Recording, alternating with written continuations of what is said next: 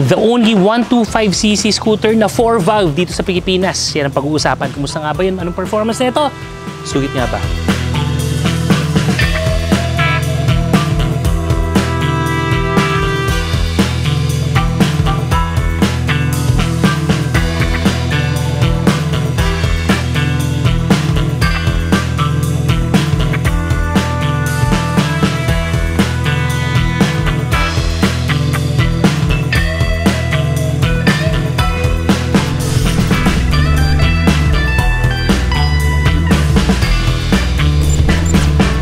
Bago natin pag-usapan ng actual performance ng Honda Giorno, napansin natin na karamihan sa inyo hindi pa naka-follow, naka-subscribe para hindi kayo mahuhuli sa mga updates katulad na to. Be sure na mag-subscribe at follow kayo sa mga pages and channels ng Motor ni Juan. Maliit na bagay sa inyo, malaking bagay sa amin. O nga pala, bago yung lahat, salamat muna kay RM Brackets for getting us review itong mga units nila.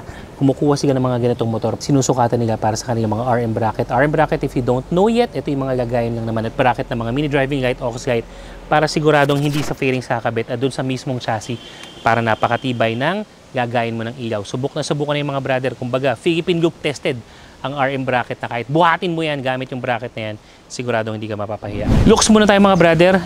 Unang tingin pa lang, maraming nakaka-capture dito sa motor na to.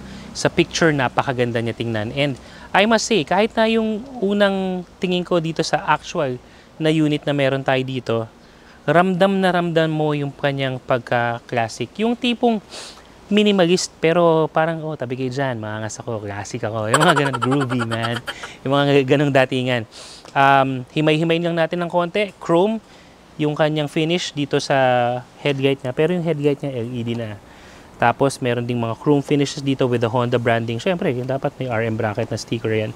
Yung harap niya, malapad with two minimalist winkers, signal lights naman dito. Tapos, malaki rin yung kanyang front fender. Yung kanyang stem for the side mirror is stainless na.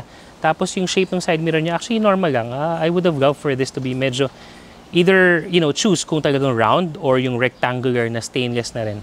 Sa tingin ko mas babagay yun, no? Kung stainless yung dito niya. Honda also made an effort in terms of making sure na nandun pa rin sa vibe na classic or retro, pati yung handle grips natin dito dahil brown siya, mukhang leather in the tank, pero it's rubber. Mukha lang talaga siyang leather. So, and then over the side, given that it's a classic scooter, wala masyadong mga cheche boreche. Meron lang tong Giorno Plus na branding. Tapos, yung kanyang aluminum colored na handlebar na pwede mo na rin palitan ng mga bracket in the future sakaling maglalagay ka ng mga saddlebag, leather bag na mas mabagay dito. Sa likod naman, malaki yung kanyang taillight with chrome finishing as well dito sa kanyang gilid. Tapos, nandyan na rin yung kanyang signal light. So, okay na rin kasi yung signal light niya sa likod, nandito na, katabi na lang ng headlight assembly. Hindi niya, walang mga nakausli ng mga signal. So, hindi na sa-sacrifice yung pinaka-forma niya. Yung muffler natin, diretso lang, hindi siya aggressive. So, andun pa rin dun sa point na minimalist lang yung dating nung muffler na to. So, overall, it's, you know that it's a vintage type scooter. Timeless yung design. Although sa personal, medyo sabi ko, mas maikli yung itsura niya. Para sa akin, I was expecting medyo mas mahaba ng konting wheelbase na. But it is what it is. Yung seat naman niya, brown in color. Yung pagka-brown nito, dark brown. So matches well with the neutrality of the main color ng Giorno. It comes in different colors, by the way.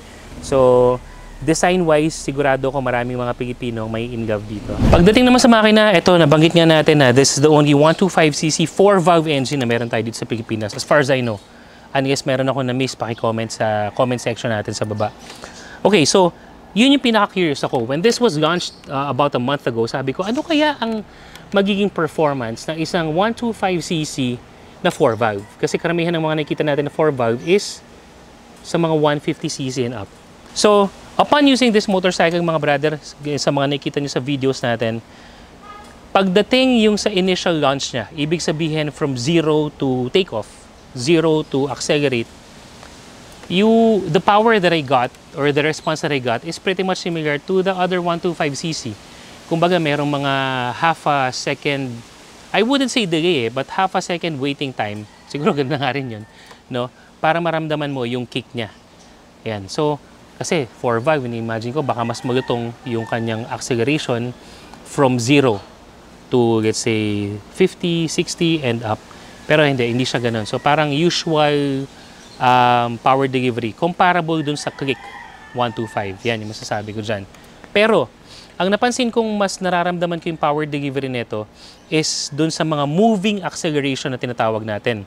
Ibig sabihin, if you're cruising at, let's say, 25 to 30 kilometers per hour, tapos bigla ka mag-overtake, dun mo talaga mararamdaman yung talagang wapak na hatak niya. So, yun yung mas advantage ni Giorno versus naman dun sa mga ibang 125cc. Kasi yung iba, medyo may dragging sa launch, 0 to accelerate, tapos kailangan pa ng buwelo. Ito naman, pag medyo moving acceleration ka na, at pag nagsilinyador ka, mas mararamdaman mo talaga yung sipa ng makina nito. And I would say, very smooth lang yung acceleration. You know? Siyempre, never naman tayo nag-test ng top speed dito sa motor ni Juan. But when it comes to the 0 to 60 acceleration, para lang mabigyan kayo ng idea, especially kung mag-overtake kayo, kung medyo nagmamadali kayo, eto, panoorin nyo. 3, 2, 1...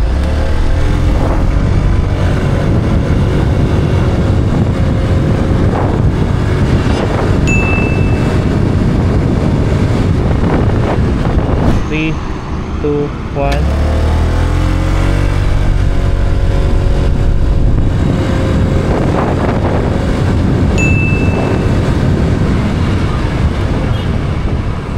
So pretty much is a very capable engine. Wag na lang tayo masyado sigurong mag-expect ng wapak na hatak. Kasi 4 valve yan, malakas yan. Ano pa rin siya, 125cc feel pa rin yung power niya. Pero yun nga, ganyan sabi ko kanina, mas mararamdaman mo yung power dun sa moving acceleration. Maandar ka, tapos bigla ka magmamabilis, dun mo siya mas mararamdaman. Pagdating naman sa brakes mga brother, okay, bonus, meron tayong handbrake. Oh. So, perfect yan pagdating sa mga uneven roads, mga slopey na parking. At least safe.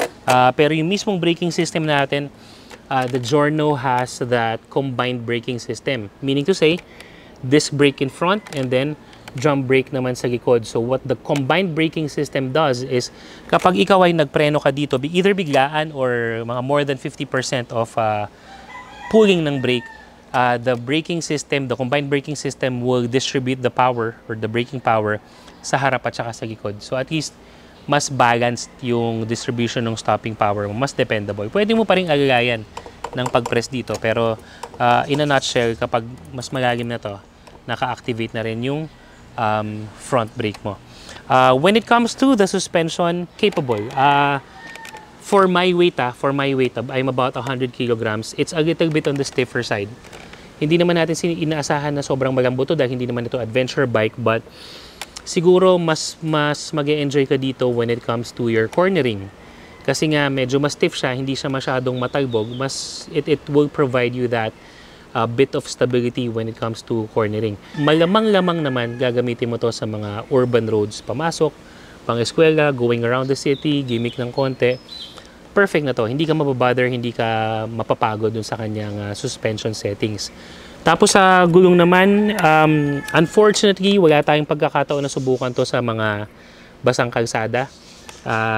But in terms of yung mga little bit of corner natin, mga little bit of bigla ang liko natin, saka yung mga U-turn and all, may mga nadaanan din tayong mga medyo mabuhangin ng konti. Wala namang bitaw. So, pretty much stable. Tsaka malapad yung gulong nito eh.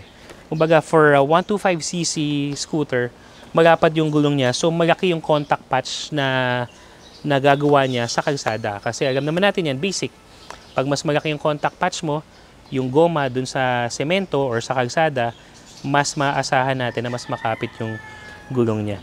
So, siguro more to come kasi yung brand nitong stock tires ng Giorno is something that I haven't used ng, kumbaga, pang malayuan. Ito kasi na-try ko lang to ng ilang kilometro lang dito para lang makita ko talaga yung actual performance na ito. Okay?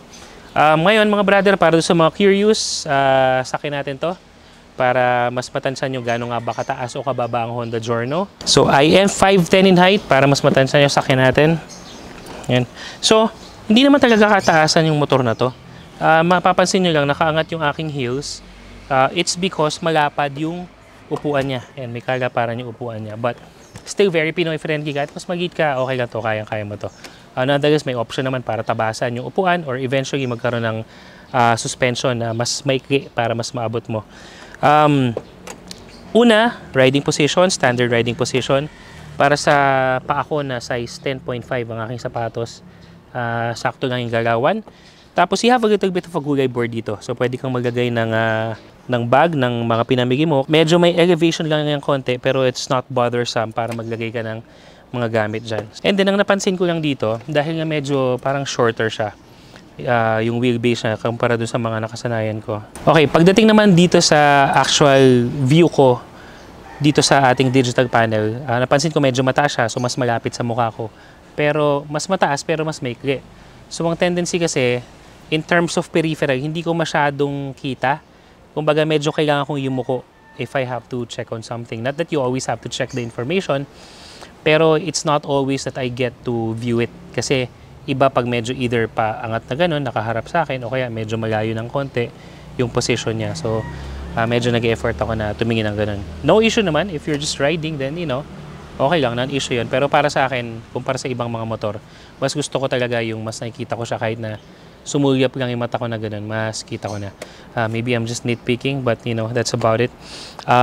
Yung kutsyon, yung kutsyon talaga, yung lambot ng kanyang seats dito, at least sa main driver, for my preference medyo may katigasan siya.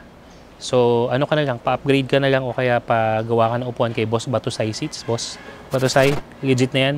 Dati pa natin ginagamit yung mga seats na gawa ng Boss Batusay. But nonetheless, ito medyo medyo stiff for me.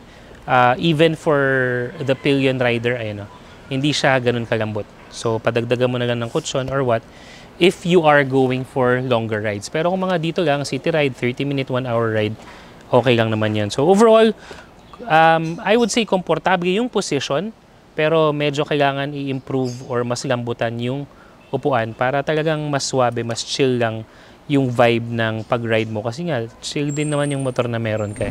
Features naman tayo mga brother. Unang-una, keyless. Ito lang yata yung 125cc na keyless. Tama ba?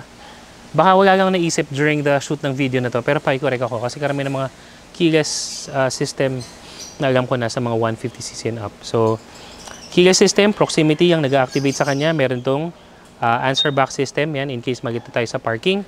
At hindi natin basta-basta makita, pwede tayong mag-signal sa ating motor. Yan. Okay? Paglapit naman natin, it will start by pressing the turning knob naman dito. Yan. Okay? And then, fuel tank naman natin mga brother. Ito, hindi na natin kailangan mag-dismount dahil nandito na yung ating fuel. This houses, ang cool, no? Isa pa, parang pinto ng, ng spaceship. Oh. Diba? So, this houses 5.4 liters worth of fuel. Tapos yung ating underseat compartment naman, in fairness, malaki For a 125cc mga brother, malaki itong na to, itong underseat na to. You can fit some full face helmet, depende sa design. Pero nag-try kami ng ibang mga full face helmet na meron ako, hindi masyadong nasasara. Pero definitely open face helmet, kasyang-kasya, jacket, documents, yan. And then meron tayong isang front pocket over here. Yan. So kakaiba yung front pocket niya. Ang lalagyanan niya talaga dito, hindi dito. Yan. Dito siya. So it would fit a normal size cellphone. Kasi pag dito mo nilagay, hindi mo masasarado. Dapat dito yan. Yan. And then, it also comes with a charging port. So, we have a USB type charging port. And then, meron na rin tong utility hook. So, sakto rin lang kasi meron tayong gulay board na dito, para lang masecure natin, merong utility hook na you can, fold this out of the way. Alright, and then, digital panel na to. So it's just one strip of digital panel. Hindi ko na siguro masyadong i-discuss dahil bottom line, parehas lang to ng click, no? Ng panel ng click, the fuel gauge, speedometer, and the other information na meron. Tsaka syempre, pakita ko lang sa inyo, yan, meron tayong tracking ng fuel efficiency, tsaka voltmeter, napaka-importante kasi walang kickstart itong motor na to. So, comment ko lang pagdating dito sa digital panel, given that this is a vintage scooter, personally, sa akin lang naman po, I would have loved na siguro may analog type, no, na panel para mas feel mo talaga yung pagka classic ng scooter. Also, Pagdating naman dun sa itong strip na to, kung sakaling talagang kailangang digital, sana iba na lang na hindi katulad ng click. Kasi pagdating mo dito, tapos nakita mo, lalo na alam mo yung itsura ng click, parang hindi niya na-maximize yung feeling ko na iba yung motor na minamaneho ko. I'm not sure if you get my point, but all I want to say is that I have a beautiful vintage scooter. Kapag nakasakay ka na kasi dito, hindi mo na nakikita yung sarili mo, but what you can see is your dash panel, yung harap na to, yung parang cockpit mo. So, mas maganda yung nakikita mo dito, mas feel mo pa rin yung vintage ride mo. No? So, I think that's pretty much it pagdating dito kayo, no? Dun sa digital panel. But, it's functional. I mean, maasahan na yan. So, ano lang naman yun, more on comment lang naman para lang mas feel mo yung pagka-vintage rider. Alright, so that's our motorcycle feature for today. This is the Hondo Giorno Plus, priced at 101,900 pesos. Ano sa tingin nyo? Sulit nga ba itong motor na to? I-comment nyo at pag-usapan natin yan sa baba. Para hindi ka magpuhuli sa lahat ng mga motorcycle news, reviews, and tips, make sure na nakapalo kayo sa lahat ng mga social media pages natin, katulad ng TikTok, Facebook, Instagram, and YouTube. Till the next video mga brother, ride na tayo. Salute!